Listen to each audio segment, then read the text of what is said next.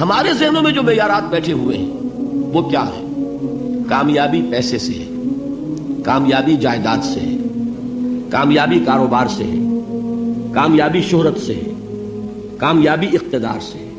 یہ معیارات ہیں. جو جتنا دولت مند اتنا کامیاب، جو جتنا مشہور اتنا کامیاب، جو جتنا پاپولر اتنا کامیاب، جو حکومت پر پہنچ گیا کامیاب، جس نے بڑا کاروبار جما لیا کامیاب، جس نے بہت جائیداد بنا لی کامیاب. یہی ہے اصل میں ساری بس کی گانٹھ. جو تصور کامیابی کا ہوگا اسی کے مطابق آپ کی بھاگ دوڑ ہوگی، اسی کے لیے جد و جہد ہوگی، اسی کے لیے توانائیاں صرف ہوں گی، اسی کے لیے دن رات کی مشقت ہوگی. یہ ہے اصل شے جس کی یہاں نفی ہو رہی ہے. کامیابی دولت سے نہیں، کامیابی شہرت سے نہیں، کامیابی اقتدار اور طاقت اور حکومت سے نہیں، بلکہ کامیابی ہے ایمان سے، عمل صالح سے، تواصی بالحق سے، تواصی بالصبر سے. آپ غور کیجئے اس نقطہ نظر کا، اس ایٹیچیوڈ کا، یہ جو مینٹل ایٹیچیوڈ ہے اس کا بدل جانا ہی انسانی شخصیت کے اندر انقلاب برپا کرے گا. اب آپ کا نتیجہ کیا نکلا؟ اگر تو دولت سے کامیابی ہوتی تو قارون بہت کامیاب تھا، اگر حکومت سے کامیابی ہوتی تو فرعون اور نمرود بہت کامیاب تھے. کامیابی ان سے نہیں ہے.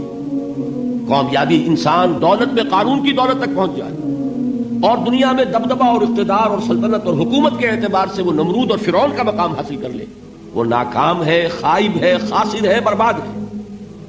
اور ابو ذر غفاری کامیاب ہے، چاہے ان کے پاس کچھ نہیں تھا، جھونپڑی تک نہیں تھی، کوئی گھر نہیں تھا. حضور نے فرمایا ہے اللہ کے کچھ بندے ایسے ہوتے ہیں جو کسی محفل میں جانا چاہیں تو انہیں اجازت نہ ملے، جو کہیں اگر رشتہ کرنا چاہے کوئی ان سے رشتہ کرنے کو تیار نہ، کہیں کوئی سفارش کرنا چاہے تو ان کی کوئی بات ہی نہ سنے. لیکن اللہ کے ہاں ان کا وہ مقام ہے کہ اگر بھولے سے بھی کسی بات پر قسم کھا بیٹھتے ہیں تو اللہ ان کے قسم کی لاج رکھتا ہے. یہ ہے فرق. یہ جان لیجیے اچھی طرح.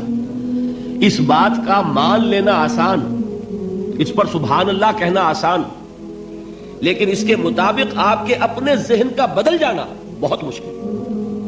اس لیے کہ ہم متاثر ہوتے ہیں اپنے ماحول سے. وہ بڑا محل ہے، دیکھ کر ایک دفعہ جھجری آتی ہے، وہ بڑی سی 20 فٹ لمبی کار سناٹے کے ساتھ آپ کے پاس سے گزر گئی. ایک دفعہ اعصاب کے اندر ارتعاش ہوتا ہے، محسوس ہوتا ہے بڑے یہ نصیبے والے لوگ ہیں، بڑے خوش نصیب، بڑے کامیاب. حالانکہ کچھ معلوم نہیں کہ یہی سب سے بڑی بد نصیبی ہو سکتا ہے کہ یہی سب سے بڑی ناکامی ہو.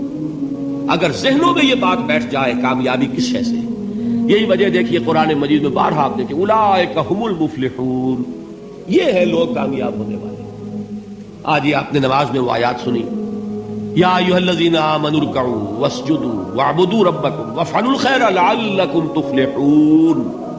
اے ایمان والو، رکوع کرو، سجدہ کرو، اپنے رب کی پرستش اور بندگی کرو اور اچھے کام کرو تاکہ تم کامیاب ہو جاؤ. تو کامیابی کن چیزوں سے ہے؟ یہ ہے سب سے بڑا سبق.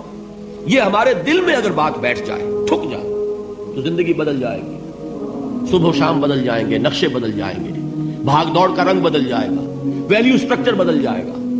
آج وہ ایک چیز نہایت اہم نظر آ رہی ہے، کل نہایت غیر اہم نظر آئے گی. جیسے کہ حضور کی حدیث ہے مالی ولد دنیا، مجھے تمہاری اس دنیا سے کیا سروکار ہے. انما مثلی کراکب استظل تحت شجرۃ ثم راح فترکها، میری مثال تو اس سوار کی سی ہے جو تھوڑی دیر کے لیے ایک درخت کے سائے میں ٹھہرتا ہے سستانے کے لیے، پھر وہ اپنا راستہ لیتا ہے. اسے اس درخت سے مستقل تعلق اس کا نہیں ہے، وہ اس کا گھر نہیں، وہ اس کی منزل نہیں. اسی طرح یہ دنیا میرا گھر نہیں ہے. اب دیکھیے ہم کہتے ہیں انا للہ و انا الیہ راجعون، ہم تو مسافر ہیں، ہم اللہ کے پاس سے آئے، اللہ کی طرف ہمیں لوٹ جانا ہے. کن فی الدنیا کانک غریب و عابر سبیل، حضور فرماتے ہیں دنیا میں ایسے رہو جیسے کہ تم اجنبی ہو یا راہ چلتے مسافر. لیکن یہ طرز عمل کب ہوگا؟